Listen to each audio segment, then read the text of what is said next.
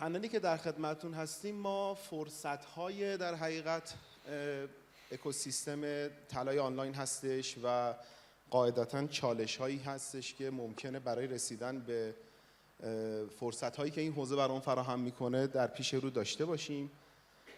در ابتدا می‌خواستم که من از آقای فدایی این سوالو بپرسم که با اینکه خب چندین بار در طول برنامه امروز مرور شد آمار وضعیت داخل کشورمون، همینطور آقای اسگرخانی، همینطور آرمان عزیز، هر کدوم از عزیزان، دوست دارم که تعداد مشتریان، وضعیت بازار، سال شروع، رشدی که انجام شد و یک شرح حالی از وضعیت فعلی اکوسیستم گلتک کشورمون رو داشته باشیم. از آقای فدایی شروع می‌کنم، بفرمایید. با اجازه دوستان سلام عرض می‌کنم خدمت دوستان و یه تشکر کنم از دوستان برگزار کننده فیناپ گلد. می‌خوایم به افتخار دوستان فیناپ هم یه تشکر مرتب داشته باشیم. اولین برنامه‌ای هستش که تخصصی در زمینه طلای دیجیتال داره صحبت میشه و ازشون تشکر میکنم. ان شاءالله باز مستدام باشه، ادامه داشته باشه. خدمتتون عرض کنم من یه موضوعی رو بررسی کرده بودم در رابطه با بحث این که طلای دیجیتال تو دنیا به چه شکل هستش. اینو گفتم یه کوچولو خدمتتون عرض کنم به خدمت دوستان که البته تو سخنرانی هم به دوستان عزیز عرض کردم که به چه شکل تو دنیا در رابطه با طلای دیجیتال داره برخورد میشه. خب طلا یه دارایی امن و استراتژیک برای مردم حساب میشه تو کل دنیا. اما وقتی که پای خرید و فروش آنلاین طلا وسط میاد، خب جدا از تکنولوژی اون امنیت و قوانین رگولاتوری سختگیرانه توش هستش. تو کل دنیا این وجود داره و داره برخورد میشه. مثلا تو آمریکا در رابطه با مجوزش تو سازمانی دارن به نام فاینسن موقف تو اونجا مجوز میدن و حتی تو بعضی از ایالتاشون اجازه نقل و انتقال پولم به این شرکت و پلتفرم‌ها داده میشه.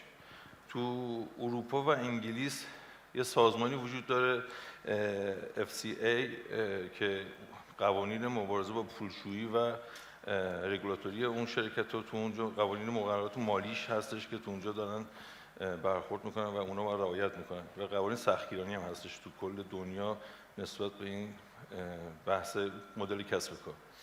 تو بحث کیواسیش بحث احراز هویت کاربران هستش که شفافیت و اون احرازی که وجود داره برای همه الزام داره، حتی محدودیت برای افرادی که احراز نمی‌کنن یه محدودیت کوچیکی براشون گذاشتن. بحث خزانه داریش هستش که تو محل امن خزانه اون طلای مردم و کاربران باید نگهداری بشه تو کل دنیا. بحث مالیاتش هست. تو آمریکا مالیات بر سود سرمایه تعلق میگیره و تو اروپا و انگلیس شمش طلا معاف از ارزش افزوده است ولی به مصنوعات مالیات تعلق میگیره. تو بحث خزانه داریش اونجا هم همینطور باید تو خزانه‌های معتبر و تایید شده طلا نگهداری بشه.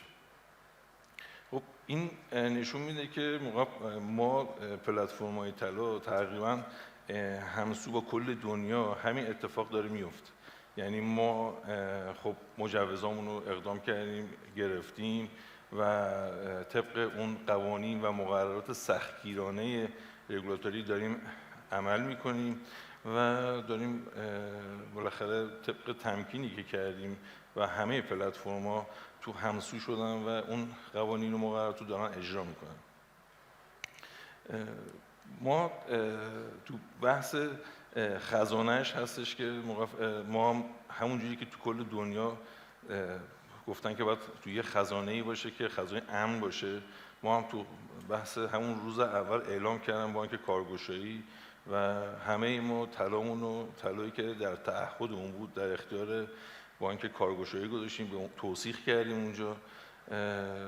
خب این مسئله رو خدمت دوستان شما عرض کردم که بریم سمتی که واقعا یه سری قوانین مقرراتی از تو کل دنیا و ما هم داریم همونا رو رعایت میکنیم، ولی تو بحث وضع اون قوانین مقررات فقط بحث از اون مسائل سختگیرانش وجود داره، ولی حمایتی تو بحث این پلتفرم‌ها که دارن تو بحث مدل کسب و کاری چه وظیفه‌ای رو از تو اقتصاد دیجیتال به دوش میکشن، خب هیچ حمایتی وجود نداره، هیچ حمایتی انجام نمیشه. ما همیشه تو همه جا اعلام کردیم که ما هر قوانین مقرراتی که شما وضع میکنید و ما به عهده میگیریم و انجام میدیم، ولی جوری نباشه که حمایتی هم از ما نباشه، فقط یه طرفه با ما برخورد بشه. یعنی یه طرفه برخورد میشه که ما رو میبره به سمت این که مثلا اون مدلی کسب و کار رو توش مدل‌های کسب و کار دیگه ایجاد میشه، یعنی اون رگولاتور دنبال این هستش که اصلا اون مدل کسب و کار رو تغییر بده، شکل‌های دیگه‌ای توش ایجاد کنه که اصلا درست نیست. درست. نکته مهمیه، من توی ارائه آقای دکتر اینالویی هم داشتم میدیدم، این که تقریبا خب رویکردهای رگولاتوری که تو دنیا داره برای این حوزه در پیش گرفته میشه رویکردهای خیلی واضح و مشخصیه. معمولا تک نهاد، نه الزاماً بانکی، یک نهاد مالی بالادستی مثل فینما، مثل FCA که آقای فدایی اشاره کردن در کشوران وجود داره و اون هستش که داره تنظیمگری این حوزه رو انجام میده. و طبق اون چیزی هم که الان آقای فدایی اشاره کردن، خیلی این حوزه توی کشور ما حوزه‌ای نیستش که ما فقط پیش برده باشیم، توی دنیا وجود داره. من چند وقت پیش خبری هم میشنیدم که بورس لندن مثل این که اصلا انگلستان گفته بود که حتما ما باید طلای دیجیتال رو و شکل دیجیتالیش رو داشته باشیم و خب با توجه به اهمیت موضوع توکنایزیشن من فکر میکنم که این یک چیز ناگزیره و خب کشور ما طبیعتاً با یه تأخیری انگار وارد این قضیه شده و همیشه یه جمله معروفی هست میگه وقتی که ما توی خود اون تکنولوژی یکی جلوتر از ما این کار رو انجام داده، کافیه تو رگولیشنش هم نگاه کنیم اون چی کار کرده. ولی خب متاسفانه یه معمولاً آشی از الزامات و وضعیت رگولاتوری حاکم میشه که خیلی رو به جلو و توسعه‌ای هم نیستش.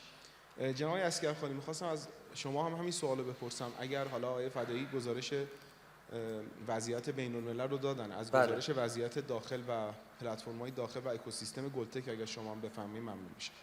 البته خب دیتای مربوط به حوزه طلا خب دست بانک هستش. طلاها دست بانکه، گزارش اکوسیستم آره اکوسیستم. حالا من از سمت داریک رو عرض کنم دیگه.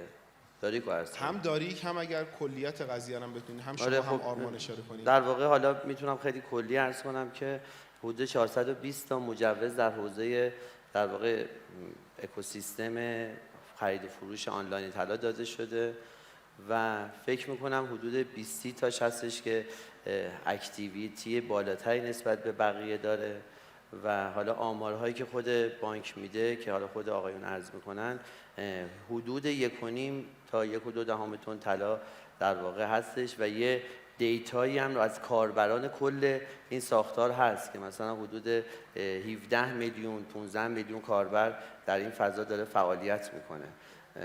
موضوع طلا توی کشور، حالا از نگاهی که حالا آقای فدایی فرمودن، من فکر میکنم که طلا باید در 3 تا پوینت مجزا و مستقل بهش نگاه بشه. شما نمیتونین بگین که طلا فقط برای بانک مرکزیه، طلا فقط برای بورسه یا فقط طلا در حوزه صنعته. اتفاقا طلا جزو معدود فلزاتی هست یا معدود کامیونیتی هست در دنیا که در هر 3 حوزه روش فعالیت میشه و در هر 3 حوزه روش حرف هستش.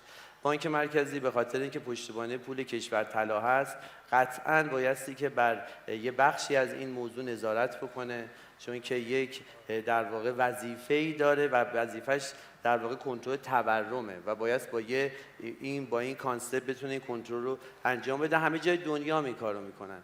یعنی شما بورس امریکا یا مثلا S&P یا مزدکس در دنیا برای کنترل تورمه. در واقع در اصل دیجیتال بیت کوین یا رمز ارزها هم در واقع همین نقشی رو بازی میکردن. یک حوزه دیگه طلا توش فعالیت میکنه که حوزه در واقع نهادهای مالی هستش که رو اوراق بهادار، رو توکنایز کردن و در واقع رو این زمینه فعالیت میکنه. اون هم جای شگفت انگیز و جذابیه. شما اگر آمارهای سال 2024 رو در نظر بگیرید، حدود 370 میلیارد دلار در دنیا روی کامونیتی طلا در واقع معاملات استاک انجام شده، ولی جمع معاملات فیوچر در دنیا و جمع معاملات CFD در دنیا تقریبا 320 برابر این عدد بوده و در واقع این گردش مالی که در واقع در حوزه در واقع طلا هست گردش مالی خیلی جذابی هستش. حالا من با توجه به اینکه شما در رمزارز فعالیت میکنین، ما یه مقداری در طلا، میخوام این نکته رو عرض بکنم که مثلا مارکت کپ در واقع طلا در دنیا 11 برابر رمزارزه. شما اگر برید الان برای مثلا یکی از بستگانتون، برای خانومتون بگین مثلا من برای تتر خریدم، احتمالا میگه باید بخورم یا بپوشم، ولی اگه بگین طلا خریدم، در واقع یک حس و یک سنسی نسبت به اون داره. من خودم یه جمله‌ای دارم میگم تا بانوان در جهانن، زرگران در امانن، و در واقع این نکته هستش که در مورد طلا وجود داره. حالا موضوعی که ما پلتفرم‌های آنلاین واردش شدیم، ما نمیخواستیم در حوزه بانک مرکزی دخالتی بکنیم و نه در حوزه بورس دخالتی بکنیم. ما نگاهمون به میکرو اینوستمنت ها بود. میکرو اینوستمنت ها میتوانند زنجیره ارزش رو در واقع خلق بکنن در واقع در این فضا. اگر طلا در این ساختار قرار بگیره میتونه وارد حوزه زنجیره ارزش بشه و در غیر از این طلایی که تو بورس یا طلایی که تو بانکه نمیتونه این فعالیت رو بکنه. من حالا خودم هم بخوام در مورد داریک عرض بکنم، ما از سال 86 فعالیتمون رو شروع کردیم در حوزه سنگ‌های قیمتی و از سال 89 هم در واقع شرکت داریک رو زدیم در حوزه در واقع طلا فعالیت میکنیم. بسیار. نکته هم که اشاره کردین جالب بود. من توی پنل پوریای عزیزم دیدم این نکته رو که بخش بزرگی از مشتری‌ها در حقیقت مشتریای خرد بودن که وارد این حوزه شدن. آرمان، بورس بود، صندوق‌های طلایی بورس هم بودن. یه اشاره‌ای هم شد که اصلا این حوزه گلدتک با این کیفیتی که ما داریم مثلا الزاما رقیب بورس نیست و خدمتی رو خیلی خاص‌تر ارائه کرده برای اینکه سرمایه‌های خرد رو بتونه در حقیقت متمرکزتر کنه. علاوه بر اون گویا ویژگی‌های دیگه مثل شفافیتش، مثل در حقیقت اصالت اون کالایی که داره خریداری میشه، چون خیلی تبعات زیادی داشت بعضی موقع تهیه طلای بدون اجرت خرد توسط خود کاربر تو بازار سنتی. در مورد این ویژگی که چه اتفاقی افتاد، آیا این الزاماً ویژگی نسل زدی بود یا چه پدیده‌ای باعث شد که این اندازه استقبال بشه از این دسته از پلتفرم‌ها توی کشور ما به مشابه همونی که در کشورهای خارجی بود، ولی توی کشور ما هم خیلی خوب این قضیه استقبال ازش شد و یه آماری هم اگر داشته باشیم از دسته‌بندی مشتریای تقریبی که مثلا چه اندازه با چه حجمی وارد شدن، چند درصدشون، این هم داشته باشیم ممنون میشه. حتما.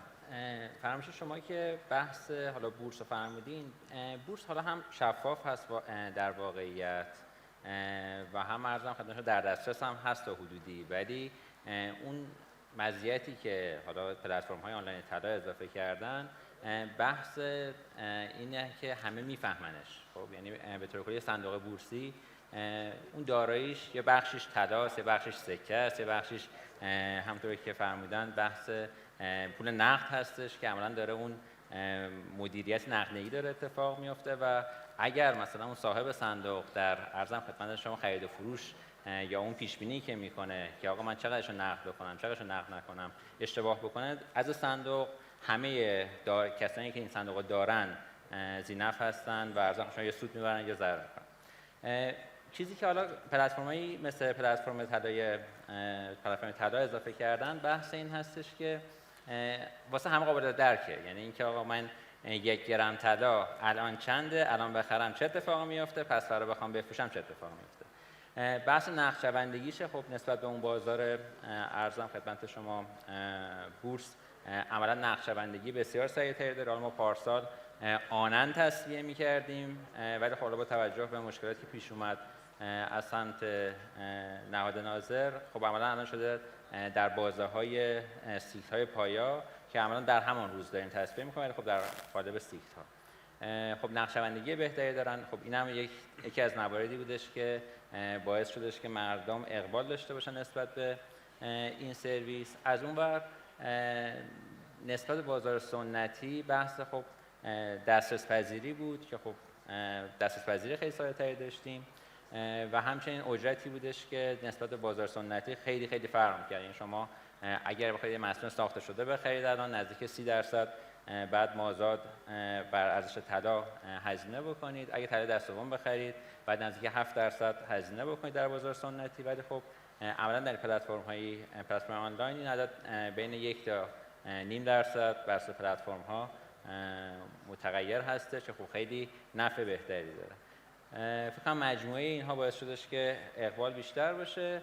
اعداد ارقام هم که همونطور که گفتم خب آقای دکتر نیازی خیلی بهتر میتونن بگن، ولی حالا من یه پیشاپیش از اطلاعاتی که گرفتم استفاده بکنم. در حال حاضر نزدیک 1.7 تن طلا این پلتفرم‌ها دارن که عملاً در قالب 13 تا 14 میلیون کاربره و این 14 میلیون کاربر همشون صاحب دارایی نیستن، یعنی همشون پولی پرداخت نکردن. یعنی بخوایم در نظر بگیریم صرفا خب کاربری هستن که به صورت حالا ریفرال یا ارزم خدمت شما به هر نوعی یه دارایی خوردی هم میتونن داشته باشن، ولی کسی که بخواد اکتیولی اینوست کنه و بخواد سرمایه گذاری کنه، همونطور که حالا توی صحبت قبلی هم بود، عملا دارایی خورد ما داریم جمع میکنیم و این نزدیک 1 گرم هستش متوسط. میانگین پس 1 گرمه، یعنی میانگین مشتریایی که دارن خرید انجام میدن 1 گرم. تقریبا. از لحاظ سنی آیا آماری داریم که مثلا پرسونای مخاطبینتون چه اندازه هستن، به چه صورتن؟ فکر کنم پلتفرم فرق میکنه و محل بازاریابی با هم فرق میکنه. خب یه سری پلتفرم ها ارزم خدمت شما در فضای سوشال فعال هستن، یک سری از پلتفرم ها در فضای وب و تلویزیون و غیره فعال بودن حالا موقعی که میشد. خب یه پلتفرم مثل ما در اپلیکیشن آپ هستش که خب خودش یه اپلیکیشن مالی هستش. من فکر می‌کنم حالا من صرفاً اطلاعات سمت خودمون رو بگم، بیشتر هرم بین 35 تا 45 سال هستن و کسایی هستن که خب میگم این پرسونای آپ دیگه، کاربری هستن که عملاً با آپ بزرگ شدن، دارن از آپ استفاده میکنن و دارن نیازهای مالیشون اونجا استفاده میکنن، از سرویس این وی هم استفاده میکنن. بسیار عالی. خدمت دسترسی پذیری که این پلتفرم‌ها در حقیقت برای مردم به وجود آوردن، همون کلمه کلیدی و اتفاقی هستش که میتونه به قول آقای خانکی مردم رو در حقیقت وکالت بده به دولت و به حاکمیت که راه منو تسهیل کن، چرا که اگر استقبال نبود از سمت مردم نشون میداد این خدمت اشتباهیه و اگر این دوستان فراهم نمی‌کردن به عنوان صاحب کسب و کار و یک حقی که برای یک فرد ایرانی محفوظ هستش، خب طبیعتاً این اکوسیستم شکل نمی‌گرفت و خب این نشون میده که اتفاق خوبی افتاده. من خاطرم هستش که پارسال یه موجی را افتاد بر علیه در حقیقت این سکوها و صحبت از این بودش که این سکوها خالی فروشی کردن، موجودی ندارند. واقعیتش برای چندمین بار بودش که شاید میتونیم بگیم که نهادهایی مثل پلیس فتا وارد حوزه شدن، پلیس امنیت اقتصادی وارد حوزه شد به دیده به کمک شفافیت و در نهایت هم منتج شد به کمک به یک اکوسیستم، چرا که اگر این حضور برای تامین امنیت سایبری توسط این دوستان نبود، احتمالاً یه اتهام خیلی سنگینی به این قضیه میخورد.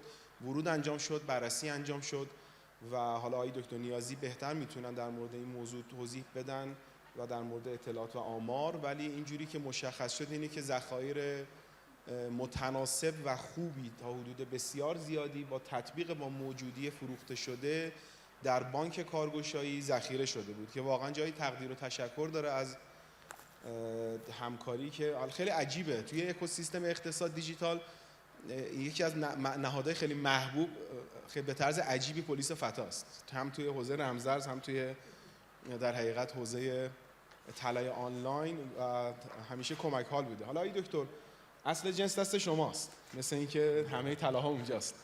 یه گزارشی از وضعیت اینجوری که حالا دوستان تخمین ها رو میزدن از آمار، اینی که این طلا تو اوج خودش، طلایی که پلتفرم‌ها پیش شما گذاشته بودن چند تن بوده، امروز چند تنه، چه تأثیراتی چه اتفاقاتی روی این موضوع تأثیر گذاشته، میخواستم اینو خدمتتون بپرسم و اگر ممکن هستش پیشنهادی هم فکر میکنید دارید که بتونه بهتر بکنه این اکوسیستم رو، دارای یک ارزش افزوده بکنه. عنوان پنل ما فرصت‌ها در مرز طلا و فناوری، فرصت‌های نهفته است.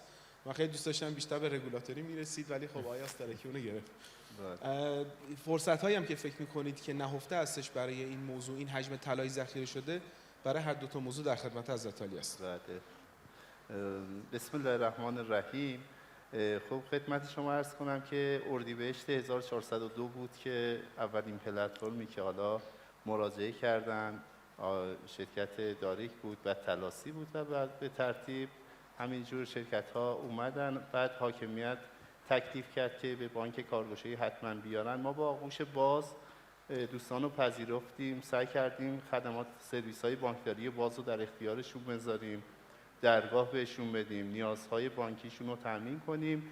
خب بانک ملی چون از اول مربوط به مردمه، در همون مقطع زمانی حس می‌کردیم یه جایی هست در کشور که 55 نقطه خزانه امن داره و میتونه این به بهره برداری برسه، چون اقتصاد دیجیتال راه و مسیر خودش رو حتما طی میکنه و اگر نقش بانک در این میان بیاد داخل خیلی کمک میکنه به صنعت طلا و جواهرات. یعنی به نظر من علیرغم اینکه بعضی از فعالان سنتی شاید به مخالفت‌هایی رو دارن، ولی این پلتفرم‌ها واقعا اگه توسعه پیدا کنن و شکوفا بشن، به نظر من خیلی میتونن به خود صنعت طلا و جواهرات کمک کنن. ما قبل از این بحران جنگی که بود 2.3 تن طلای پلتفرم‌ها پیش ما بود که به قیمت امروز اگر بخوایم بگیم داراییشون چقدر بود 20 تومن. در حال حاضر 1.6، حالا آقای مهندس هم فرمودن 1.6 تا 1.7 که نزدیک 14 همت دارایی هاشون پیش ما هستن. تعداد این پلتفرم ها 28 تا پلتفرم هستن که پیش ما هستن. حقیقتا ما به عنوان یک بانک خیلی فراتر از این موضوع فکر میکنیم که چون بانک ها خودشون اساساً روی دو محور خیلی تمرکز دارن. یک بحث جریان نقدی، دو درآمدهایی که درآمدهای غیر مشاع. ولی با توجه به ویژگی‌های بانک کارگشایی ذیل بانک ملی به نظر میرسه که چگونه میتونیم به صنعت طلا کمک کنیم. من میخوام بگم که این اگر ما بخوایم نقشی که بورس انجام میده طلاها رو ذخیره میکنه، اگه بانک هم بخواد این کارو بکنه، کار تقریبا شبیه کار بورسه. ولی چون بانک ابزارهای تعهدی داره، بحث‌های ضمانتنامه‌ای داره، اوراق گام صادر میکنه، برات الکترونیکی صادر میکنه، السی‌های داخلی صادر میکنه، میتونه اینو به سمت تولید هدایت کنه. ببین در کشور ما 10,000 تا واحد تولیدی داریم، حتی تو تهران 2,000 تا واحد تولیدی داریم. من برخی از این واحدهای تولیدی رو رفتم دیدم، باشون مذاکره کردیم، میگن ما با 10 الی 20% ظرفیت داریم کار میکنیم. ببینید این خودش بحرانه ها، 10 الی 20% ظرفیت. تمام امکانات هم دارن، تجهیزاتشون مدرنه، یعنی تجهیزاتی که تو ترکیه هست تو داخل کشورم همین تجهیزات رو دارن. ولی میگه مشکل اصلی شما چیه؟ میگه مشکل اصلی من سرمایه در گردشه. سرمایه در گردش برای اینها طلاست. خب چرا؟ اگر چنانچه سرمایه گذارهایی که از پلتفرم ها وارد سرمایه گذاری میشن، خب با مجوز اونها و با مجوز پلتفرم ها سازوکاری تعریف بشه، بره به سمت با پذیرش ریسکش از طرف بانک. به خاطر اینکه بانک یک نهادیه که میتونه مدیریت ریسک اعتباری رو انجام بده. به همین دلیل ما زمانی که وارد این موضوع شدیم که امانت بگیریم، به این فکر میکردیم که اینو به سمت تولید هدایت کنیم و خیال مردمم به عنوان خریداران اصلی از این موضوع خیالشون راحت باشه که یک پای یک بانکی هست که میتونه همه این ریسکا رو بپذیره. آقای دکتر ببخشید من کلامتون رو قطع میکنم. خب الان شما پیشنهاد دهنده و راضی قاعدتا پلتفرم‌ها هم استقبال میکنن از این قضیه و خب این که مشخصا با توجه به الزامات نهاد بورس شدنی نیست. چرا این کار عملیاتی نشده؟ ببینید این که حالا الزامات بورس، ببین من میخوام بگم که چون این اومده در داخل فضای بانک قرار گرفته، دیگه در فضای بورس نیست. در فضای بانک این امکان میتونه ایجاد بشه. ما در اتاق اصناف هم این پیشنهاد رو دادیم، اونها هم استقبال کردن. منتظر این هستیم که شیوه نامه ابلاغ بشه توسط حاکمیت، توسط حاکمیت. کلمه اسمشو بذاریم حاکمیت. کلمه گرد بانک حاکمیت. مرکزی. بعد واقعا اگر این اقدام صورت بگیره به نظرم یه اتفاقی میفته که صنعت طلا را میفته. ببینید ما در یکی از مشکلات ما بحث بیکاریه. در صنعت طلا از زنجیره ارزشش 80 الی 150 تا برای 1 کیلو طلا میتونه اشتغال ایجاد کنه. یعنی زمان استخراج طلا 10 الی 20 تا شغل ایجاد میکنه 1 کیلو. زمانی که خالص سازی میشه 5 تا الی 10. زمانی که برای ساخت طلا و جواهرات میشه این بیشترین اشتغال ایجاد میکنه که الان کمرنگه، 50 تا 100 تا اشتغال ایجاد میکنه. وقتی تو بازار و بحث فروشش هم بین 10 تا 30 نفر میتونن مشغول به کار بشن. میخوام بگم که اگر این اتفاق بیفته صنعت طلا را میفته. ما واقعا در کشور صنعت طلا نداریم و این نقش بانک اینجا برجسته میشه. یعنی اینجاست که کسی دیگه نمیتونه این کارو بکنه، این بانکه که میتونه این اتفاق خوب رو رقم بزنه. و واقعا چون بانک کارگشایی، ببینید بانک کارگشایی 1105 تأسیس شده و امروز یه نقطه شروع میتونه با توجه به این خزائنی که داره، اگر ما بتوانیم و داریم این کارم پیش میبریم، انبار هوشمندو در بانک‌های کارگشایی راه بندازیم، خیلی از این مشکلات رکفک هم حل میشه. یعنی به محض اینکه یه خریداری 1 گرم طلا میخره، در بانک کارگشایی اگه 1 به 1 طلا وجود داشته باشه میتونه یه پیغام بده مثلا طلای شما، طلایی که خریداری شده در بانک کارگشایی. این باعث توسعه هم میشه و رونق. بسیار عالی. البته من فکر کنم منظور از این که بانک الان پای کار هست و بانک میتونه کمک بکنه و این وسط وایسه به عنوان نهاد مدیریت کننده ریسک کمک به پلتفرم‌هاست دیگه که بتونن بله در جهت واقعا در جهت واقعا جای دکتر ما یه مقدار پشتمون میلرزه وقتی همچین چیزایی رو میشنویم. مثلا میگیم که نکنه بانک منظورش اینه که مثلا حالا طلایی که پیش من امانته من برم اونها، چون واقعیت یکی از بزرگترین دردایی که الان تو کشور اقتصادش مخصوصا اقتصاد دیجیتال درگیرش هست اینه که نهاد ضابط، نهاد دولتی، نهاد قانونگذار و نهاد تنظیمگر وارد بیزینس بشه، وارد رقابت با بخش خصوصی بشه. البته خب این روحیه تو بانک کارگشایی ما اینجوری که حضرت عالی میفرمایید ندیدیم، ولی واقعیتش جاهای دیگه این زیاد دیده میشه و یکی از عوامل قفل شدن وضعیت تنظیمگری اقتصاد دیجیتال کشور ما به نظر من تمایل به تصدیگری و رقابت نهادهای تنظیمگر با خود بخش خصوصی تو لایه بیزینسه که خیلی جالب نیست. من میشنوم و میبینم که اعتراضات زیادی در سطح اکوسیستم های مختلف برای رقابت جاهای مختلف میشه که گاهن هم شرکت های خصوصی برای ورود به بازار دارن، هم تنظیمگری های انجام میدن. یه مقدارم سفت و سخته. از لحاظ قانونی من یه نکته قانونی رو توی همین امروز از یکی از دوستان حقوقدان شنیدم، خیلی جالب بود برام. طبق قانون شمش و سکه یعنی مسکوکات در حیطه اختیارات تام بانک مرکزی جمهوری اسلامی ایران هست. مصنوعات و پلاک و آب شده در حیطه اختیارات بانک مرکزی نیست و اگر جایی میخواد در حقیقت مجوز بده و تنظیمگری بکنه حتما باید از طریق درگاه ملی مجوزها طبق قانون مصوب مجلس این کار رو انجام بده. بانک مرکزی هم صرفاً در حوزه پلاک، آب شده، ضرب شده، آب شده یا موضوعاتی که موضوع فعالیت گلتکا هستش میتونه سیاست‌های کلان رو تدوین بکنه و اون رو هم اگر میخواد نه تو جزئیات، سیاست‌های کلان رو هم از طریق درگاه ملی مجوزها باید ارائه کنه. ولی خب امروز ما میبینیم که مصوبه هیئت وزیران در کمیسیون فرعی اقتصادیش بیرون اومده. این در حالی هستش که ما میدونیم که اتاق اصناف ذیل قانون نظام صنفی جناب آقای امیرخانی اتحادیه داره.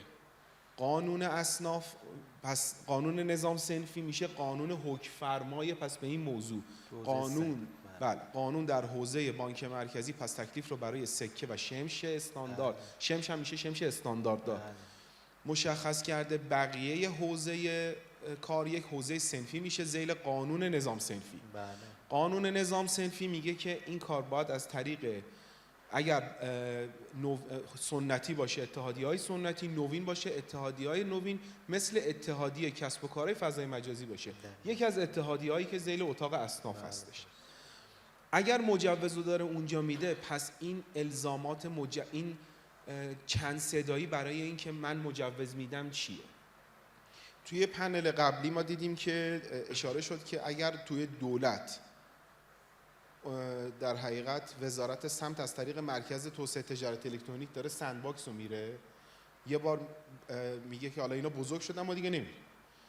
پس این قضیه هیئت وزیران و کمیسیون اقتصادی دولت چیه؟ تکلیف اتاق اصناف هم که ذیل وزارت سمت هستش این چیه؟ یعنی شده 3 تا.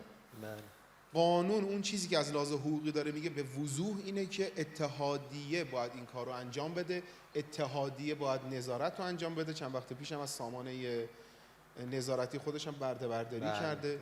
من جسارتاً فکر میکنم که یک کوتاهی بزرگ، تعلل بزرگ یا کوتاه آمدن بزرگ در اتاق اصناف واضح و مشهوده. من دوست دارم که توضیح از عطالی هم در این زمینه بده. خب بسم الله الرحمن الرحیم. عرض سلام و ادب و احترام دارم خدمت همه عزیزان حاضر در این رویداد و خدا قوت بهشون میگم که تا این ساعت واقعا حوصله به خرج دادن و از آقای هوشمند و همکارانشون هم تشکر میکنم بابت برگزاری چنین رویداد خوب و انشالله که مثمر به ثمری باشه. ببینید آقای آشیانی، ما اتاق اصناف ایران خب همونطور که فرمودید ذیل قانون نظام صنفی و علل خصوص ماده 41 سیاستگزار حوزه نظام صنفی در بازار داخل هستیم و قانونگذار اومد تو ماده 87 قانون نظام صنفی و بلخص آیین‌نامه اجرایی این ماده گفت هر کی میخواد تو فضای مجازی فعالیت کنه باید بیاد از اتحادیه کشوری کسب و کارهای مجازی من مجوز بگیره. اتاق اصناف ایران خودش یک بازوی اجرایی وزارت سمته که ذیل مرکز اصناف و بازرگانان وزارت سمت داره فعالیت میکنه.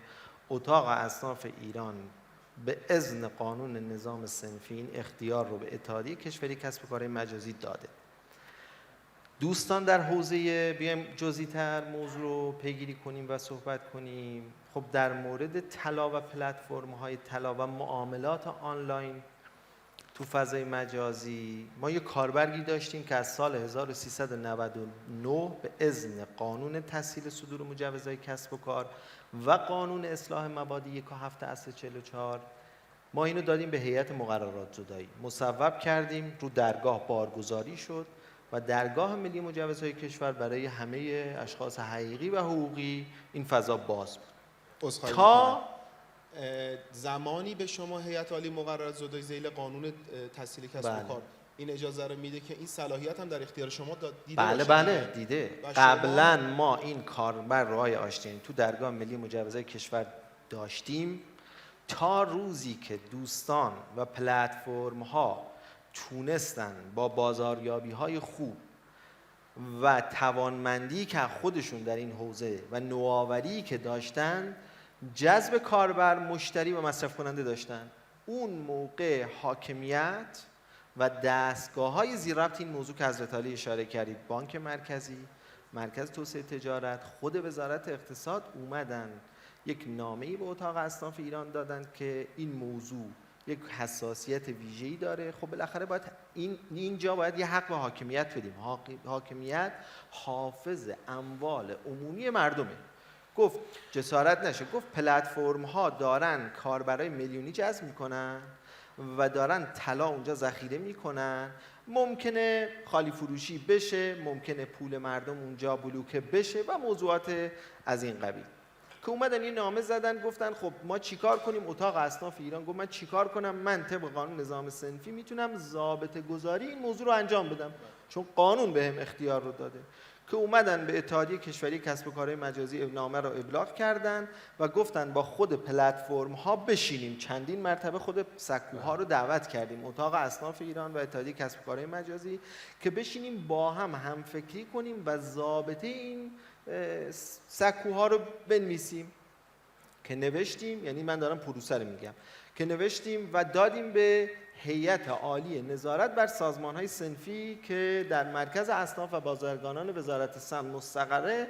اونجا رفت تو دستور کار و اونجا همه اعضا تقریبا موافق این موضوع بودند، ولی 2 تن از نمایندگان مجلس با این موضوع مخالفت کردند. و از اون جایی که هیئت مقررات زدایی 2 ماه به اتاق اصناف ایران فرصت داده بود که ما کاربگ و ضابطه رو بفرستیم برای تصویب نهایی و بارگذاری در درگاه ملی مجوزهای کشور، هیئت عالی نظارت بر سازمان‌های صنفی نتونست اینو بده. هیئت مقررات زدایی خودش ورود کرد طبق قانون تسهیل و قانون اصلاح مواد 17 ورود به این موضوع کرد. ما چندین جلسه کارشناسی رفتیم روی این موضوع بحث کردیم، دوستان همه بودن تقریبا. فقط بانک مرکزی و سازمان بورس اومدن بالاخره نگاه‌های متفاوتی به حوزه‌های کسب و کار دارن. آقای آشتیانی، اونا زاویه ریسکشون با مدل‌های کسب و کاری و نگاهی که دوستان پلتفرم دارن متفاوته. چیزی که ما از دوستان و نمایندگان سازمان بورس و نمایندگان بانک مرکزی تو جلسات دیدیم این بود. ما پیشنهاد دادیم به وزارت اقتصاد، گفتیم وزارت اقتصاد این سازمان‌ها ذیل وزارت اقتصادن، بشینید با هم این موضوعات رو حل و فصل کنید و چون ما اتاق اصناف ایران عضو اصلی هیئت مقررات زدایی هستیم، بعد ما بیایم نظر بدیم روی این موضوع. شما یا حاکمیت اول به جنبندیت برس، ببین کجای کار باگ داره، کجا میخوای باشی، کجا میخوای نمیدونم نظارت دقیق تر باشه. همین موضوع دقیقاً تو پروسه اون 12 روزه جنگ داشت طی میشد. ما جلسات هم میرفتیم. یک دفعه بانک مرکزی یکی از نگاهاش هم آقای آشتیانی، اتفاقاً آقای دکتر نیازی کاش نگاه اینجوری باشه. آقای دکتر نیازی اونا گفتن ما نگاهمون اینه که طلای آب شده دوستان نباید بفروشن، دوستان باید پلاک کنن، اینو تبدیل کنن و به مصرف کننده ارائه بدن، چون ضربه به صنعت تولید طلا وارد میشه با این کار. اتفاقا من تشکر میکنم از آقای دکتر نیازی، خیلی نگاهشون نگاه خوبیه. بانک مرکزی در اون جلسه با سازمان بورس که میگه اصلا عملا این همین صندوق‌های ضمانت طلای خودمونه، یعنی کار جدیدی نیست، نگاهشون این که ما تو اون جلسه نشستیم بورس رو قانع کردیم. خیلی از پلتفرم ها بودن تو اون جلسه. بعد بانک اومد این نگاه رو مطرح کرد که ما گفتیم وزارت اقتصاد شما بشین اول موضوع خودت رو با سازمان‌های زیربط حل کن، بعد هیئت مقررات زدایی ما یه بخش خصوصی رو دعوت کنه بشینیم بحث کنیم. این نگاه رفت که بررسی بشه، منجر به کشیدن موضوع به کمیسیون اقتصادی دولت شد. خود هیئت مقررات زدایی آقای دکتر حاجی جعفری تو پنل قبلی توضیح داد. انصافاً یکی از مرکزهای وزارت اقتصاد و هیئت دولت که پشتیبان بخش خصوصیه که تو اون موضوع گفت که تو این ارجاع به کمیسیون اقتصادی دولت گفت لازم نیست این موضوع بره اونجا، ولی بانک مرکزی موضوع رو برده تو هیئت دولت و این موضوع رو مطرح کرده که من مرجع صادر کننده مجوز باشم، در صورتی که آقای آشتیانی تبصره ماده 2 قانون نظام صنفی میگه اگه یک نهادی میخواد مرجع صادر کننده یک مجوز باشه باید قانون خاص داشته باشه. قانون پولی و بانکی که بانک مرکزی داره برای سیاست‌گذاری حوزه پوله، برای بحث سکه است، برای بحث یک فعالیت صنفی قانون خاص نداره. خب با توجه به فرمایشتون الان شکایتتون کجا ثبت کردید؟ ما الان منتظریم یک شنبه کمیسیون اقتصادی هیئت دولت انشالله کاربرگ رو بده بیرون. ضابطه بودیم تو جلسات، ضابطه رو بده بیرون.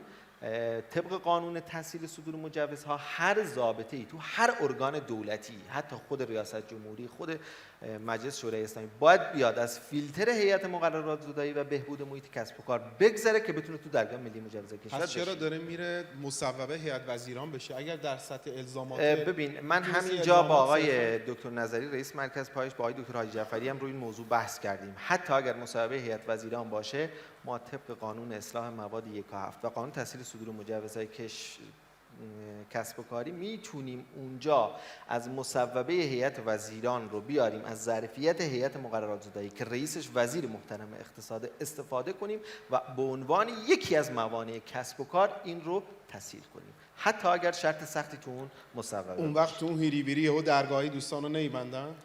درگاه دوستان که دارن الان اونایی که هستن دارن فعال میکنن. مشکل ما الان اینه باز نیست برای بقیه. یعنی مشکل ما الان اینه که اون دو تا موزله، اون آقای ببینید، حاجی جعفری اشاره کردن بله، که اصلا یه تخلفه که قرار بود 50 روز بنا به یک فورس ماژوری طبق بله. دستور وزیر وقت اقتصاد آیه همتی قرار شد که این اعطای مجوز جدید متوقف باشه. اون یه موضوع میره کنار که تخلف قانونی. تخلف دوم اینه که ضابطه ای رو بخواد که کی مصوبه هیئت وزیران کنه. شما میفرمایید که اگر مصوبه هیئت وزیران هم بشه باید حتما بیاد از اون فیلتر بگذاره. من میگم چرا پس به نظرتون این ضابطه ها رو به جای اینکه یه تنظیمگر بخشی بیاد خیلی عادی بیاد از همین مسیر بره، داره میبره مصوبه هیئت وزیران میاد؟ به نظر شما این بوی تقابل نیست یا خروج از مسیر قانون رو شما نمیبینید؟ حاکمیت جدیدن اصلا دنبال تقابله. ما تو حوزه‌های دیگه‌ای هم این تقابل رو داریم. مثلا جدیدن شهرداری هم اومد گفت باید اسنپ و تبصیر رو به من بدین. اسنپ و تبصیر مال اتحادیه کسب و کار مجازیه.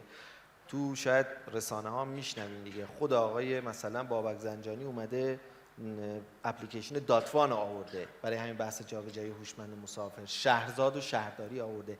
همه اینا دارن مقرره گذاری میکنن که از ذیل اصناف خارج بشن. ولی ما حتی تو کمیسیون های مجلس شورای اسلامی ما این دفاعیه رو مطرح کردیم که ما یه قانون داریم، اینم قانون نظام صنفیه. اگر خلایی در این قوانین هست، نهادهای نظارتی اگر خلایی تو این قوانین میبینن باید بیان این قانون رو تقویت کنن. ما به تنظیمگری جدید و مقرره گذاری جدید نیاز نداریم. ما باید مقرره گذاری فعلی رو تقویت کنیم که بتونیم بازار فضای دیجیتال و بازار سنتی رو ساماندهی کنیم. این که شما میفرمایید میگید که شما یه نوع تقابله، بله کاملا حاکمیت داره تقابل میکنه تو این حوزه. نهادهای حاکمیتی خودشون به دنبال ایجاد بازارن، ولی ما تو جاهای مختلف با تمسک به همین قوانین، یعنی قانون نظام صنفی و آیین‌نامه‌های اجرایی آن و قانون تسهیل و قانون اصلاح مواد 1 و 7 از 44 خیلی جاها جلوی رقابت‌های بسیار عالی. حاکمیتی. پس این چیزی که من اولا ممنون از توضیحتون که روند شفافو گفتیم و دوم این که من احساس میکنم به شخصه که یه نفر بلند شده میخواد اون سررسید شما رو برداره پاره کنه. بله. هنوز نکرده ولی ما داریم میبینیم داره میاد. پس احتمالاً باید منتظر واکنش محکم و جدی و بله. قانونی از سمت اتاق اصناف باشیم. آقای اسگرخانی میخواستم از شما بپرسم، شما طبق این قانون محکم و موجودی که در کشور وجود داره مجوزتون از طریق درگاه ملی مجوزها گرفتید و مجوز اتحادیه کسب و کارهای فضای مجازی ذیل اتاق اصناف رو دارید، اشتباه که نمیکنه؟ ببینید و اینکه این وضعیت که اگه این شکلی داره پیش میره رو شما انتظارتون چیه؟ الان اتاق اصناف بالاخره جایی هستش که ازش مجوز گرفتید. بله. در ازای مجوز و مسئولیت یه سری ادوانتیج و امتیاز باید قائل، یعنی یک مزیتی باید داشته باشه یک کسب و کار میره دنبال مجوز. من یه توضیح باید خدمتتون عرض کنم. ببینید ما می‌خواستیم سال آخرم کشیدم این سمت رگولاتوری. ما سال 899 می‌خواستیم که کسب و کار آنلاین طلا را بندازیم. برای ایجاد کسب و کار آنلاین طلا خب یه زیرساختی آوردیم بالا و با خودمون گفتیم که اگر ما بخوایم این کار رو انجام بدیم قطعاً حاکمیت با کسب و کار آنلاین طلا مخالفت میکنه، چون زیرساخت نظارتی آنلاینی بر این حوزه نداره. شما همتون میدونید خرید و فروش کفش با خرید و فروش طلا در فضای آنلاین یه فرق ماهیتی داره. شما وقتی کفش رو میخرید در آنلاین حتما میخوایم بپوشیدش، ولی وقتی طلا رو میخرید لزوما نمیخوایم ازش در واقع تحویلش بگیریم. لذا ما اومدیم یه زیرساختی رو آوردیم بالا تو سندباکس انبار هوشمند فلزات گرانبها که این در واقع سولوشنی بود برای حل مسئله آنلاین فروشی طلا و این سولوشن رو خب در اون ساختار نظارتی که وجود داشت که بانک مرکزی و بورس و وزارت سمت و همه عزیزانی که حالا به نوعی در حاکمیت بودند ارائه دادیم و مورد قبول قرار گرفت. 240 تا ریسک بهش اعمال شد و این ریسک‌ها رو همه رو پاسخ داد و قرار شد که این انبار هوشمند در یک نهاد ناظر ثالثی مثل در واقع یک نهاد بانکی که ما خودمونم در واقع پیشنهادمون همین بود قرار بگیره. خب و این راه حل نظارت آنلاین باشه که حالا کسب و کارها وقتی که در واقع از صنف محترم در واقع مجوز میگیرند دیگه برای حاکمیت دغدغه نباشه. من خودم صاحب پلتفرم هستم ولی خب این دغدغه رو از سمت حاکمیت قبول میدونم که حاکمیت بایستی که نظارت آنلاین داشته باشه. همونجوری که جناب آقای فدایی هم فرمودن موضوع این مسئله در دنیا حل شده، یعنی چیزی نیستش که ما بخوایم اختراعش کنیم. پلتفرم ها در دنیا دو مدلن، ای بوک، بی بوک یا ای بوک هم بهشون میگن. ای بوک ها اونایی هستن که رو استاک طلا معامله میکنن، بی بوک یا ای بوک ها اونایی هستن که رو پوزیشن طلا معامله میکنن و در واقع اونها همون مدل کاغذی فروشی ما در ایران هم در واقع همون مدل ای بوک هستش که معاملات CFD هم در واقع در همون ساختار قرار میگیره. ولی ماها پلتفرم های ای بوک بودیم. پلتفرم های ای بوک باید انبار مشخصی سمت ناظر ثالث داشته باشن. یه مقدار با توجه به اینکه خب کلا موضوع طلا موضوع حساسیه، هم خودشون اصطلاحاً سابمال میدونن، بانک مرکزی در واقع بازار سنتی، بورس، همه اینها در واقع اومدن یه اغتشاشاتی رو به نظر من یه اعوجاجاتی رو ایجاد کردن و نذاشتن اون ساختاری که داره شکل میگیره در واقع درست جلو بره. وگرنه بانک کارگشایی حالا واقعا با توجه به واقعا حرکت خیلی شجاعانه و پر ریسکی که بانک کارگشایی کرد در واقع اومد گفت آقا من قبول میکنم طلاهاتون رو بیاین بذارین اینجا و بعد قرار بودش که این ساختار در خود همین بانک کارگشایی آنلاین در واقع ایجاد بشه. ولی خب اینو دوستان دیگری در واقع باعث اختلالش شدن. ما این دو تا بحث آقای آشتیانی ماها هممون قبول داریم که بایستی که یک ساختار ناظری خارج از ما رو رصد بکنه، ما با این مخالفتی نداریم، ولی هممون هم قبول داریم که مجوزمون رو باید صنف بده. چرا؟ چون ما زنجیره ارزش رو خلق میکنیم. ما نمیخوایم در واقع بریم تو موضوع مسکوکات طلا که بورس در واقع بانک مرکزی متولی شه و من میگم خب بابا میخوام باهاش کنترل کنم، این کارو بکنه، این کارو داره با سکه میکنه. من به عنوان ایرانی شاید از اینکه حباب سکه زیاد ناراحت باشم، ولی از اون طرف به بانک مرکزی من باید حق بدم که حباب سکه اگر نباشه تورم رو شاید نتونه درست کنترل کنه.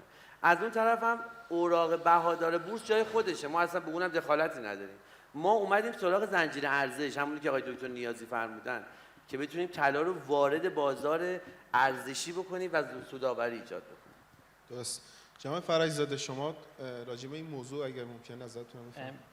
ببینید این که بخواد نظارت آنلاین باشه، چون از کارخانی همون مفسده ایجاد میکنه که همون پیامک است که میگن وقتی طرف کاربر میخواد خرید بکنه، من برم نگاه کنم ببینم تو بانک کارگشایی چقدر طلا دارم، خب و بر اساس هر سامانه انبارشی که شما میفرمایید پیامک یه سولوشنه، ولی سولوشن دیگه هم داره آنلاین. بله شما میتونید در واقع بله حواله در واقع اگر بانک کارگشایی متولی انبار باشه، ذخایر در دست بانک مرکز بانک کارگشایی باشه، خب میتو برنش در واقع سمت بانک کارگشایی صورت میگیره. قربون شما. پس من پلتفرم بعد در لحظه من سکو در لحظه‌ای که خرید و فروش میشه خب باید عملاً یک چک و تیکی با انبار بکنم و به انبار اطلاع بدهم و بعد کار انجام بدم. ببینید این سولوشن خب ببینید فرمایش شما در مورد اس درسته، ولی این سولوشن خیلی ابتداییه. من اصلا هیچ دلیلی نمی‌بینم که این قضیه آنلاین باشه. ببینید نگاه کنید و الزامی هم نمی‌بینم که اصلا بخواد نهادی نظارت کنه. به طور کلی که اگه بخواد نظارت آنلاین نکنه نگاه کنه. نمیذارن اسکیل بشه. ببین حالا سولوشن داره، خب یعنی سولوشن میتواند با همین مدلی که حالا اقدام مشترکی که وجود داشت و مدلی که دوستان فتا زحمت میکشیدن بازی دوره‌ای میکردن باشه، میتونه بر اساس یه حد اعتباری باشه، یعنی هر کسی بر اساس هر سطحی که میرسه یه حد اعتباری براش باز بشه و بعد مجددا به اون حد اعتبار میرسه 2 مرتبه یک الزامات جدید و یک سری ارزم خدمت شما اقدامات روی اون پلتفرم اتفاق بیفته. حالا من یه مثالم بزنم، تو پلتفرم خود ما تقریبا از پارسال ماه 11 حسابرس معتمد بورس که خودمون هم نیستیم داره میاد کل پلتفرم ما رو نگاه میکنه، میره ارزم خدمت شما توی بانک هم نگاه میکنه، یه گزارش منتشر میکنه، برای مردم هم هست. خب این نظارتیه که خارج از پلتفرم ماست، دست ما نیست. خب این نظارت آنلاین هم نیست، نظارت آنلاین نظارت لحظه به لحظه، یعنی که در لحظه هر ترانزکشن از مسیر حاکمیت رد بشه و این بسیار بسیار خطرناکه و بسیار بسیار هم ممکنه پلتفرم‌ها دچار مشکل بکنه. نه ببینید، حالا شما واقعا بیزینس شفاف و سالم و درستی دارید و دارین کارتون انجام میدین، اوکی، این خیلی ارزشمنده که شما در واقع بیزینس شفافه. ولی من سوالم اینه که حاکمیت، ببین منم خودم بخش خصوصی ام، ولی سوالم اینه که حاکمیت چرا باید در مدل اسکیل به خوب بودن من اعتماد بکنه؟ عرض کردم بر اساس حدهای اعتباری. نه ببینید، واقعیت اینه که هر دو تا عزیز خب دارین یه موضوع رو از 2 جنبه میبینید. حاکمیت با وظیفه حمایت از مردم یه حقی برای خودش قائل. بله درست. این درسته، ولی این حقه نباید به اندازه‌ای باشه که یک بیاد با اونا رقابت بکنه. بله اون که اصلا وارد کسب و کار بشه که اشتباهه. 2 نباید جوری باشه که بخواد این حجم از با قید و بندای خیلی زیاد بله اونم اشتباهه. مرگ نوآوری رو هم بیافرینه. ببین واقعیت اینه که من برای الان شما 2 تا عزیز جفتتون راجع به مهمترین دغدغه حاکمیت مثلا مثل پروف آف رزرو داشت که ایشون اعلام کرد من مثلا حسابرسی دوره‌ای دارم، بازرسی‌های پلیس فتا خیلی خوب بود دوره، یا شما میگید مثلا یه روش دیگه خیلی یکم خشک‌تره، یکم سفت‌تر مثلا چی. واقعیت اینه که یه روش هم من سراغ دارم. بله. روشی سراغ دارم که اصلا از جفت اینا آسون‌تره. ما تجربه که من به شخصه واسه موضوع پروف آف ریزرو داشتم توی کشور سوئیس برای شرکت‌های نهاد مالی، بازرسی‌های سرزده یه دوره‌ای پله‌ای بود. یعنی بر مبنای حجم گردش اون کسب و کار ماکسیموم 4 بار به صورت رندوم که حداقل فاصله بین آن بازدیدها نباید کمتر از 1 ماه باشه، یعنی نره تو طول سال 4 تاشو توی یه هفته بره انجام بده. به صورت رندوم کی انجام میداد؟ شرکت‌های رکتک و آدیتور بخش خصوصی. آیه اینالویی هم گفتش 2 تا نکته مهم گفتش که رکتک‌های ریل تایم واسه این حوزه بسیار میتونه راهگشا باشه، به همون اندازه که باید اینا حق داشته باشن که تسویه‌های ریل تایم رکتک‌ها اومده دیگه، میگم سولوشن‌هاش در دنیا هست و تسویه‌های ریل تایم هم حق این قضیه است. زشتش بکنیم تش چیه؟ اول اجحاف، یعنی به بهونه این که من ممکنه تصادف بکنم از خونه پس بیرون نرم. کاملا درسته، من تصادف نمی کنم هیچ وقت، اما زندگی هم نمی کنم. این ترداف بین این قضیه هنر حکمرانیه، هنر حاکمیتیه که انشالله ما انتظار داریم که هنرمندامون از ببینید این که حاکمیت وارد بیزینس بشه که این خیلی فوله. یعنی مثلا خود بانک مرکزی بیاد در واقع پلتفرم آنلاین بزنه، خب این خیلی فوله. یا مثلا بیاد خودش معاملات طلا رو انجام بده. ولی این که ما بتوانیم یک مدلی کار بکنیم که قابل اسکیل باشه، خب به هر حال ماها الان هممون رو هم دیگه، خب کاربرامون 1 گرم تا 2 گرم طلا دارن، درسته؟ خب ما باید یه ایجاد اطمینانی رو برای خود مردم، مثلا اینا که اینجا نشستن، ایجاد بکنیم که آقا سوایی که من آدم خوبی ام، انصافاً همینی که اینجا نشستید دارید حرف میزنید پشت پرده نیستید، خودش برای من یه نفر که تا الان من نیومدم خرید کنم ایجاد اطمینان کرده. 3 تا از پلتفرم‌ها اینجا نشستن، من چقدر نشستن دارم میگن آقا بیا من شفافم. اصلا جالب جلوی نوآوری خودمون رفتیم مدیر عامل بانک کارگوشی اینجا نشسته داره میگه آقا هستم، میگه تلاشون هم اینجاست، این تولرانس خیلی کمی هم داره. حالا ردیف اولم دوستان پلیس وطن نشست. من یه موضوع کنم جمع یه تشکرم از دوستان بکنید، چون واقعا در زمان جنگ میخوایم بگم به افتخارشون دست بزنیم. بله حتما. ما به افتخار چیزی دست بزنیم. اصلا عجیبه این نهاد پلیس فتا، همه ازش راضی ان. یه موضوعی رو من بگم برای بله خواهش می‌کنم. من اصلا می‌خواستم کم کم از من رد شدین. عیار همه چی رو با اون شرایط سختی که قرار میگیرن میسنجن. شرایط سختی که ما توش پشت سر گذاشتیم دوران جنگ بودش، دورانی که بانک بورس تعطیل کردن، بازار سنتی تعطیل بود. تازه 2 هفته بعد از اینکه جنگ تمام شده دوستان خارج از کشور بودن، هنوز نیومده بودن کرکرا رو بدن بالا، ولی تمام اون تایمی که موشکباران بود، هر اتفاق بود و جنگ بود و به این شکل بود، ما پای کار بودیم، فروشمون باز بود، داشتیم سرویس میدادیم، به مردم پول میدادیم، پولی میدادیم که بانک‌ها شیفتی بودن، کشیک بودن، میرفتیم از این بانک تو اون بانک، مدیر عاملای شرکت‌ها، پلتفرم‌ها این بانک میرفتن تو اون بانک، میگفت اصلا ما رو نمیشناختن، میگفتم آقا من چون کشیک بودن نمیشناختم ما رو. ما با همین چیزی که آرمان جان گفت، با نظارت و کمک بچهای فتا، آقای دکتر نیازی، من یادمه تو ایام جنگ دکتر نیازی کسالت داشت تو پای کار وایساده بود، ما پای کار بودیم با نظارت پلیس فتا، پلیس امنیت اقتصادی، اتحادیه، ما طلامون رو میرفتیم و همین داشتیم میفروختیم، پول مردم رو میدادیم. نظارت رو ما وجود داره، اتاق اصلاف رو ما نظارت داره میکنه. تنها کسی که چششو بسته واز نمیکنه بانک مرکزی بورس، چون میگه که شما دارید کسب و کار من خراب میکنید. چرا این نزدیک چند تن طلا تو صندوق بورس و تو صندوق خوابیده داره خاک میخوره، چرا اون به بازار سنتی آسیب نمیزنه؟ چرا اونو نمیارن به صنعت کمک کنن؟ 1 تن ما 1.5 تن 2 تن، حالا بعد از قبل از جنگ ما 2 خورده بودیم، الان بعد از جنگش 1.6 شد که آقای دکتر گفتن. این داره به آسیب میزنه به صنعت. من یه جسارت میکنم، ببینیم واقعیت اینه که این تیکه‌ای که کلام شما خیلی باید بهش توجه شه، اینی که مثلا این پلتفرما دارن آسیب میزنه به حالا هر چی، این که خیلی واقعی نیست. این شبیه دعوای آژانس‌های سنتی ماشین سر اسنپ تپسیه. خب پس این شکل اقتصاد دیجیتال یه سری ریسک داره، اور مثل همه چیز یه ریسکی هم داره که متوجه بخش سنتی اون اقتصاده.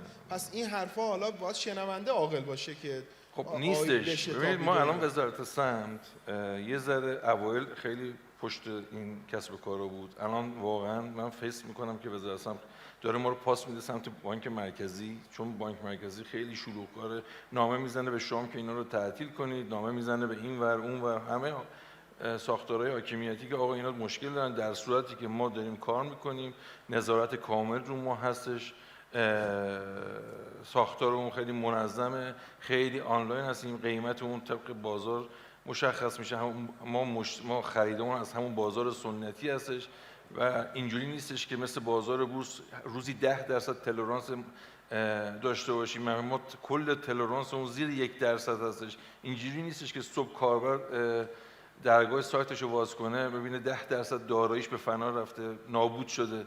تو سیستم ما اصلا به این شکل نیست. تو ایام جنگ بازار سنتی گرمی 8,500 9 میلیون تومان طلا رو به مردم میفروخت، ما 7,300 بودیم، هممون هم شکل هم قیمت کنترل شده داشتیم انجام میدادیم.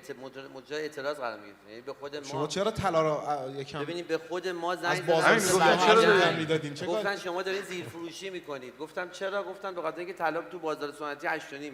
بعد من به اون عزیزی که زنگ زد گفتم ببینید قیمت طلا هست اونس جهانی ضرب در دلار تقسیم بر 41 و 47 13 و این میشه 7200 و اصلا اون داره اشتباه میشه. کما که وقتی بازارم باز شد 7200 باز شد.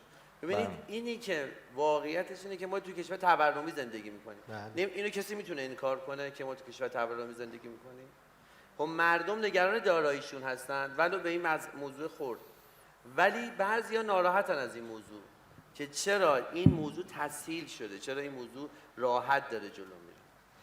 ما الان من کوچولو مثلا بگم ببخشید، پلتفرم‌های آنلاین دنبال خلق و نوآوری و بروز شدن هستن و اینجوری وای نمیستیم که مثلا ما رو با بازار سنتی و بورس محدود کنن.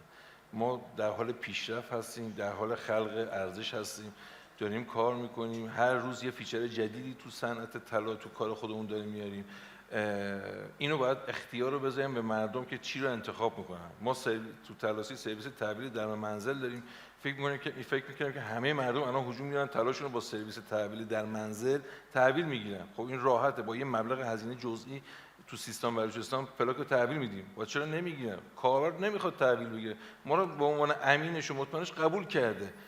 حالا نعمت اعتمادی که مردم به شما کردن، من از صحبت آقای دکتر نیازی الان یه چیزی واسم خیلی جالبه، اشتباه میکنم شما اصلاح کنین آقای دکتر، که ما تو اوج قضیه 2/3 طلا این پلتفرم رو پیش شما داشتن، با وجود تمام اخبار منفی، صحبتایی که میکردن اینا خالی فروشن، با وجود جنگ، با وجود همه اینا، امروز بازم 1.6 مردم طلا دارن هنوز میشه. میخوام بگم که این ببینید خیلی اتفاق 30% عجیب و اعتماد بزرگیه.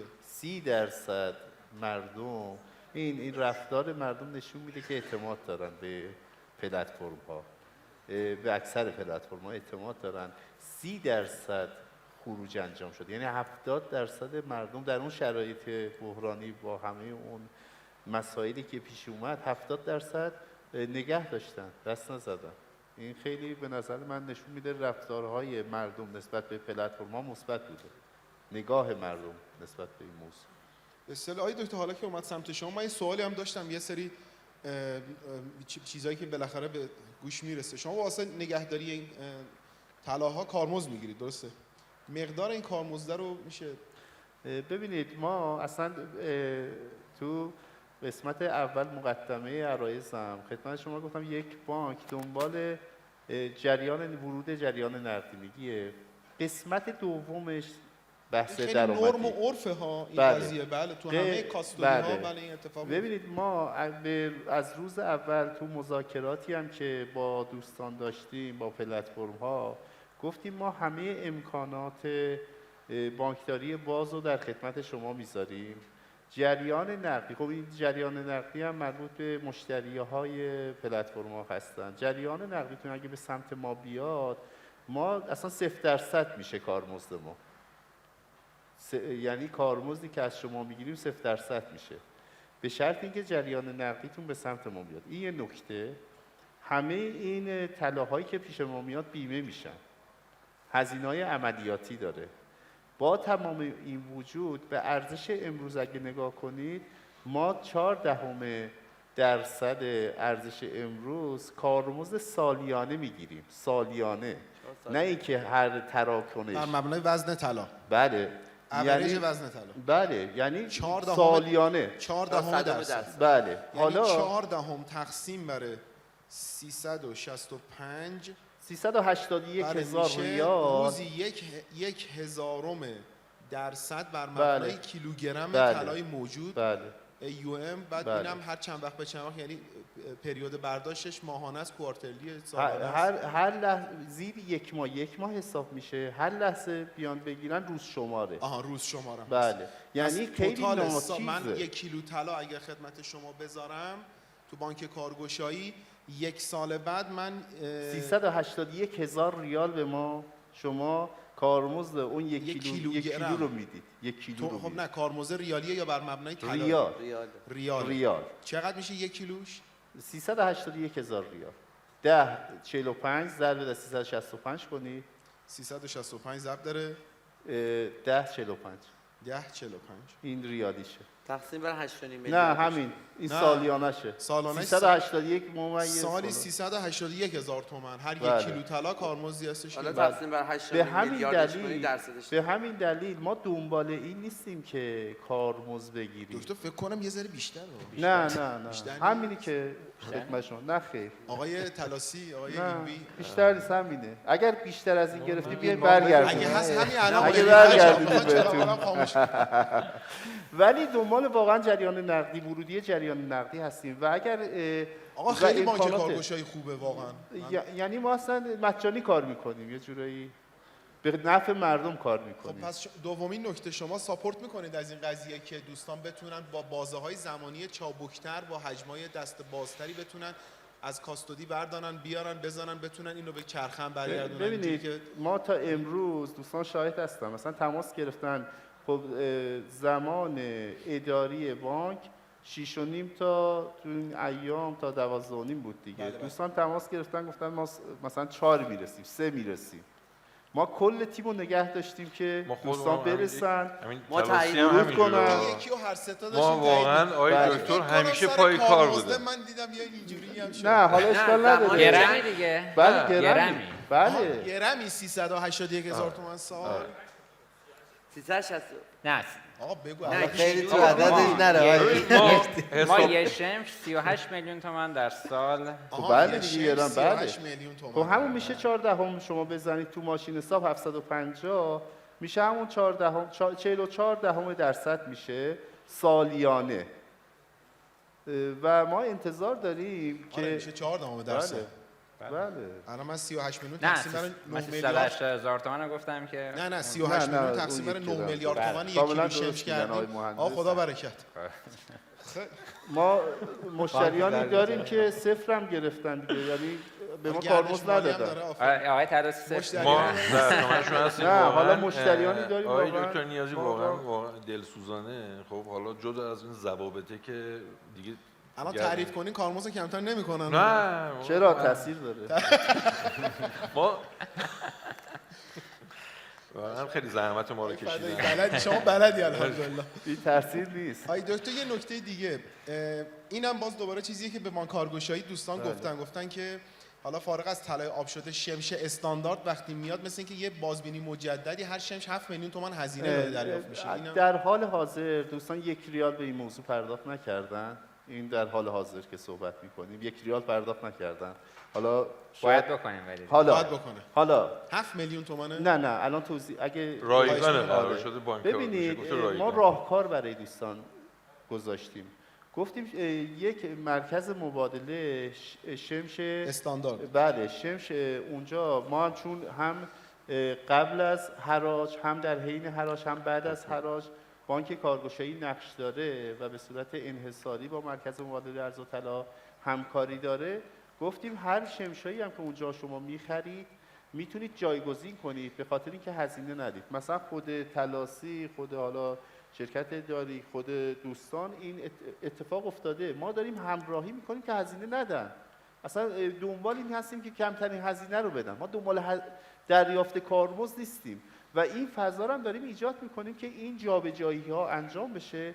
حالا یه تعدادی اندکی مون اونم بانک کارگشایی نمیگیره. ببینید هر شما الان برید تو بازارم برای ریگیری هر اصطلاحاً میگن مته زنی، هر نمونه‌ای که به صورت مته میگیرن اینو 1300 تومان برآورده هزینه کردن. 6 نقطه رو میزنن، گواهی بین المللی صادر میکنن. تو این 6 نقطه با ارزش افزوده 6600 همکار استاندارد ملی میگیره. یعنی در اینجا بانک کارگشایی 1 ریال نمیگیره. بسیار عالی. آقای دکتر ما حالا با توجه به خبری که دادید برای جلسه یک شنبه ما بعد از اون انتظار باید داشته باشیم که این موضوع حتما بیاد از طریق درگاه ملی مجوز. یه سوالی که پیش اومده بود توی پنل قبلی هم بود اینی که این مجوز درگاه ملی مجوزا آیا میتواند منوط به نظر ایکس ایگرگ یا هر جای دیگه ای هم بشود؟ این یعنی مثل اینکه شما عدد 10 و ضرب داره 5 ضرب داره 7 آخر سایه ضرب داره 0 هم اختیار شما یه نفر بدید نتیجه بشه 0. نظام صنفی فقط جسارت میکنم به من از اینجا از اونجا دیدم همه دوستان از اون بالا همه دارن. ایشون هم همینطوره. چشم. یه نفرمون انتهاس داره. مرجع صادر کننده مجوز یک جاست، اونم اتحادیه کشوری کسب و کارهای مجازی ذیل اتاق اصناف ایران. نهادهای نظارتی اگر دغدغه اصلی دارند در قالب یک استعلام پیش از صدور مجوز که خود درگاه به صورت آنلاین و برخط این رو برای اون صاحب پلتفرم انجام میده. یعنی عملاً هیچ دستگاهی به غیر از اتحادیه کشوری کسب و کارهای مجازی که از طرف اتاق اصناف ایران هست این موضوع صادر کننده مجوز بانک مرکزی و نهادهای دیگه‌ای میتونن فقط در قالب یک دستگاه استعلام شونده در اون کاربر نظرشون پس ما رو شاهد بدن. امضای طلایی در ذیل این مجوز رو در این لفافه حتما نخواهیم. من همین الان از دوستان سکو درخواست دارم که با اتحادیه کشوری کسب و کارهای مجازی در خصوص بحث نظارت و در خصوص این شرایط کاربری اگه نقطه نظری دارین های اسکرخانی فدایی عزیز حتما منعکس کنید. بنده به شخص تو اتاق اصناف ایران در خدمت دوستان هستم.